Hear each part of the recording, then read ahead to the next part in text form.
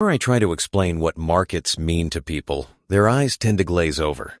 But markets aren't just something for Wall Street traders. They really do impact our daily lives. Have you ever thought about just how connected goods, services, and jobs are in our communities? It's funny you mention that, because I used to only think of markets as grocery stores.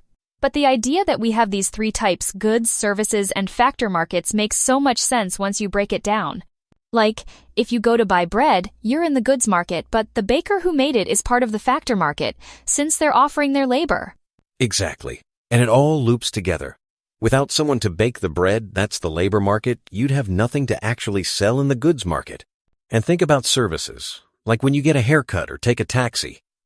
All those activities depend on people and resources moving through these different markets. That actually reminds me of how, if there's a shortage of skilled workers, like not enough nurses or mechanics, it can really mess with both the goods and services we rely on. It's like a domino effect, isn't it? Totally. And when even just one part isn't working well, you start seeing real problems for people. So maybe we can look at a specific example, like what happens when these markets aren't firing on all cylinders in a real community. Let's jump into Kyalami. Imagine a rural community where young people can't find jobs, and just seeing a doctor means traveling for hours.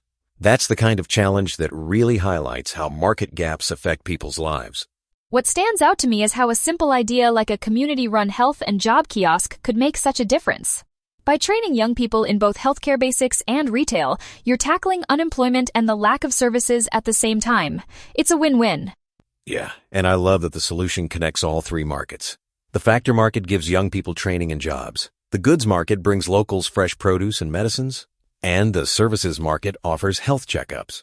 It's like a mini economy in one little building. But here's where it gets tricky. Some families might still struggle to afford even those affordable services. Plus, getting the kiosk up and running isn't cheap. That's where support beyond markets really matters, right? Definitely. This is where things like government help, NGO funding, or even building better roads can make or break the project. Markets can get things moving, but they sometimes need a boost to make sure everyone actually benefits.